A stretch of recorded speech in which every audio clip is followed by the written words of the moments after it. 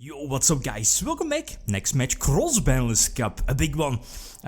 Bottom match, we have left side, right? Zoodiacs versus Monarchs, 2016 versus 2017. So, pretty much only a year difference between both of these decks, but you know, a year can be big if we talk about Yugioh. So, yeah, we know the Monarch deck is the extra deck variant. Here the domain variant definitely could have helped out, but it is what it is.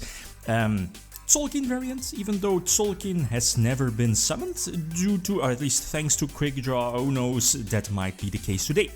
It's going to take on Zoodiac, the fusion substitute build of Zoodiac, probably the best Zoodiac variant, I guess. Basically pure Zoo featuring Northern. So which deck has the advantage? Well, if you look at the percentages, okay, Fusion Sub-Zoo definitely has the advantage over Monarchs. I could definitely agree, stuff like Ash Blossom is powerful, but Monarchs still have a chance if they go first in game number 1, right? And Monarchs go first, so okay, I still, you know, can do this.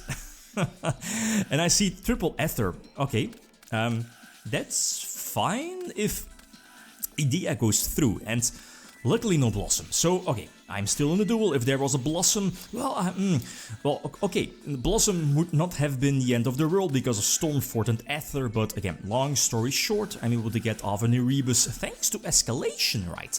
So Erebus will bounce back the Red Pier, and because I have 3 Ether in hand, I was like, okay, I'm going for the second one, but in hindsight, let's say if next to Instant Fusion there would have been a Barrage, then that third Ether play there wasn't that great.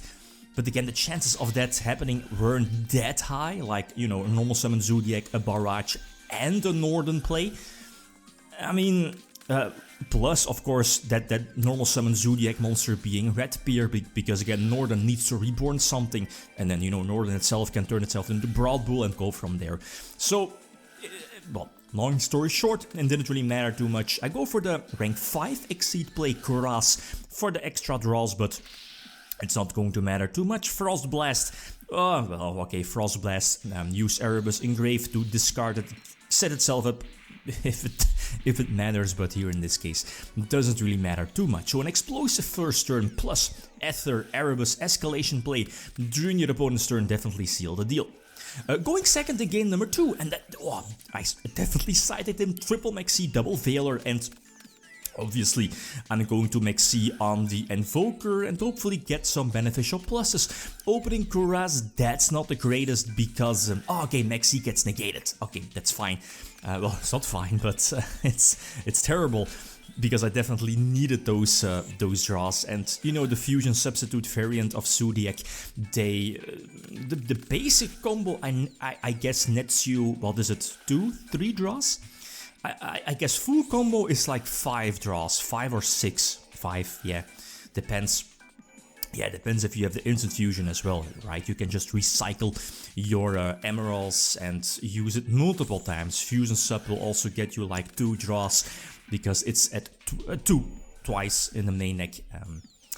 But yeah, my hand, not the best. Twin Twisters also side-decked in, again going second against, you know, some strikes, anti-spells we see here, but mainly against strikes, Cyclone as well.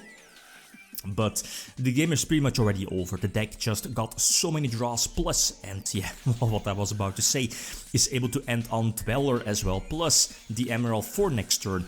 The anti-spell fragrance isn't the biggest threat, but I definitely wanted to get rid of, you know, the strikes, the warning set, right? But yeah, Kuras can't attack. Plus the effect is going to get negated by Ash Blossom, so the game is pretty much over. Hammer Kong, okay, it does prevent everything that targets, right? It's everything, or is it only monster effects? Yeah, it could be. Yeah, it doesn't matter, so domain is set, again, doesn't really, yeah, imagine the, yeah, what I said before is that imagine this being the domain variant, that could have helped. Then again, we saw the Zoodiac list is running like multiple Dark Hole, Raigeki, so plus Cyclones in the side deck, so depends. But the game is pretty much over, so what I was saying before is that I side decked in triple Maxi, double Veiler, Any other cards? Yeah, one you'll see in a couple of moments. A cool one. But probably not that fantastic. But anyway, it could be useful. The one you see here, Dark Simorg. So go first. And this opening hand isn't... nah, it's fine. If you know, Brilliant Fusion, send Lazuli, send Dark Witch, Lazuli effect, get Dark Witch back. Then use Seraphinites, the fusion, extra normal summon, Dark Witch into Erebus, get rid of your opponent's one card in hand, plus, you know, set up Pantheism. So that's fine. This is also definitely a good top deck. You know, normal summon, definitely into the expected either Strike, Warning or Ash Blossom. But that's cool. Still have Maxi, you know, prevent Zoodiac from gaining too many pluses. Okay, escalation as well. So again, escalation coming in clutch, getting Simorg out. Plus, you know, getting back something off of Idea and try to use Maxi again on the follow-up, you know, Northern Instant Fusion, Northern play. But again, Maxi gets stopped. So that's a huge bummer. So Simorg is eventually going to get destroyed by Trident, I guess. But again, I still have many plays left. Pantheism plus, I think Erebus is still in graveyard, right? Not sure. So Shakanin hits the boards. Yeah, what is it? Hammerkong, right? Hammerkong isn't the best? Well, I guess for next turn it's basically an extra Zoodiac monster for Brawl Bull. Yeah, I guess. So Trident, Igit, yeah, attacks over Simorg, pops, that's a biggie. Pops the escalation. So I need to top deck some stuff, or is an extra, at least do I have an extra deck play ready? I don't think so. Erebus, yeah, discard Pantheism, okay. Tenacity top deck, that's fine. Search Stormfort, activate Stormfort to force out the Trident, right? So, you know, I can just get back the Prime Monarch from the graveyards and have a couple of options, but go for the turn. So I'm able to search out probably the Ether, at least that was my plan. Ghost Ogre says no. Send back the card in hand and attack over Hammerkong. So Zoodiac is back to top decking. But you know, the deck is super consistent. Barrage, it's definitely one of the better ones. Not sure if Red is already there or in the graveyard. Oh, no. The thing is that here, look at the extra deck. Is double, at least both Brawl Bull are gone. Yeah, this is the extra deck that's left. And yeah, previously, I guess using double Brawl Bull was risky because of this. Let's say if Brawl Bull was still there, I mean, well, okay, the deck, you know, arrangement, the cards in the deck would have been different. Barrage probably would not have been on the top of the deck, you know, because again, Brawl Bull could have hit the board previously. Or one less Brawl Bull, that is. But, well, yeah, long story short, a Brawl Bull here in this case could have searched another normal summonable Zoodiac monster and, you know, ending on Dweller or Tornado Dragon, whatever. But it wasn't the case. I guess going for double Brawl Bull was a risky play, but here in this case it didn't pay off. And I can go for Palladius and go from there. So Monarchs leading 2-1. But the game is not over. Going second, and again, I'm honest, going second is the biggest problem. Obviously, it still stays the same. I need Maxi, first of all, and for a second, I need to hope that, again, there is no Ash Blossom on Maxi, right? But no hand traps, no Veiler. Veiler could be important against Emerald, maybe. Or Brawl Bull, probably. Yeah, Brawl Bull prevents the... you know, Black Sheep search, and Black Sheep on its own is a fusion substitute search. So here in my hand, not the best. Double Lazuli still in the deck because of this potential Brilliant Fusion draw. I still need at least one Lazuli in the deck. So Twin Twister could help. And the Pantheism is still there, you know, for those beneficial draws. But I guess, again, this is basically full combo for Zoodiac. Not sure how many draws that is. So again, another Emerald Fusion substitute in hand, so that's already one extra draw, plus another extra deck play. And as we've seen before, this, you know, field or Zoodiacs can definitely end on Dweller, and the Dweller during my turn, it's super devastating. No Idea from the graveyard, no Pantheism, you know, the banishing effect from the graveyard, so yeah, there is little I can do. Twin Twister here for 3. Yeah, I can Pantheism to draw 2, but the Adol's draw, not the best. And this, I guess, was like, it doesn't matter. It really doesn't matter. So reveal Erebus, I think. Yes, search the trap, but we know the Twin Twister is not. It's, again, just doesn't matter. So it all comes down to an important game number 5, but again, I have the advantage. I can go first and hopefully, you know, don't brick. It's not, well, the chances of you breaking with the extra deck variant is a little lower, I feel, because, you know, Brilliant Fusion is that one card combo, triple Pantheism, triple Tenacity, and so on. So the combo cards, the starters are still there, but Blossoms, the Maxi, Ghost Ogres are also there in favor of Zoodiac Beasts, right? So yeah, we play it out. Instant Fusion, well, in this case, not really needed, but it's just more shit. I mean, look at that double Dark Hole Tornado Dragon. Tiger Mortar, I guess, yeah, can re-equip something, reattach something to Dweller, but yeah, anyway, let's proceed into the also important game number 5. So can Monarch stay this? Who knows, who knows? Well, I know. But, okay, so game number 5, and yes, obviously the sweet brick. So I guess here, I was like, okay, I do have Maxi, so I'm up to, you know, going for the standard Brilliant Fusion combo, get off Dark Witch, and maybe, if I can get off Maxi, maybe draw into Ether and go from there, because again, Ether into Kuras can prevent the Zoodiac combo from going through. So Maxi definitely helps out, and Pantheism, okay, that's fine, and another Pantheism. Okay, but I need one Monarch, another Eidos, come on, one Tribute.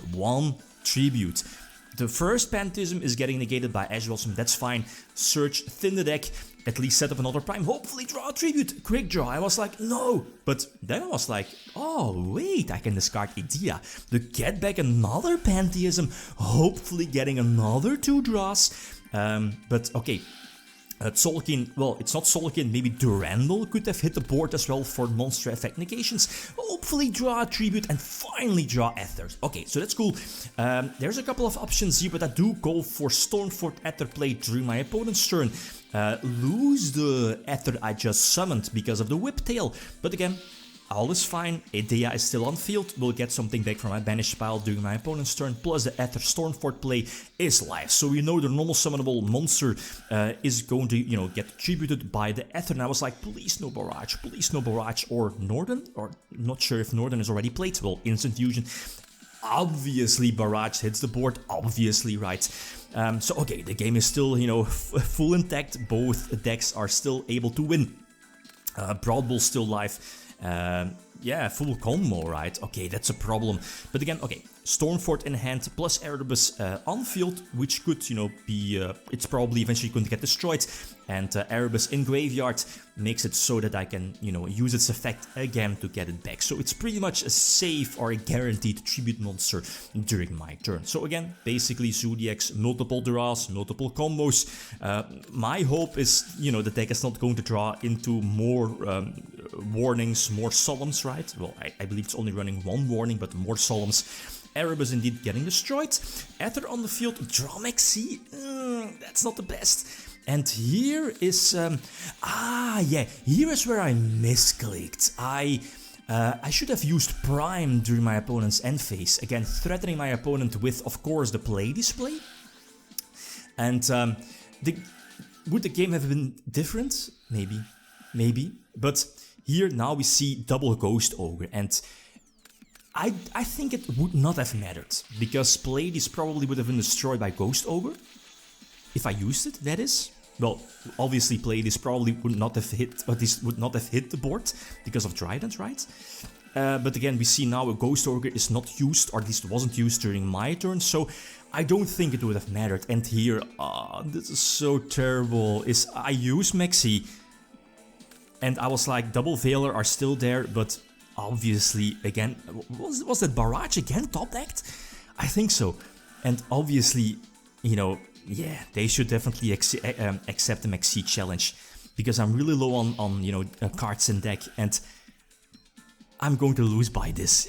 This is so terrible. I'm like, well, would the game have been different if I, you know, used, or at least went for, at least the potential threat of going for Pleiades? Yeah, maybe, probably not, because again, we see that both Ghost Ogres are still there, so we know that one Ghost Ogre probably would have been used during my turn, right, on either Erebus or Pleiades.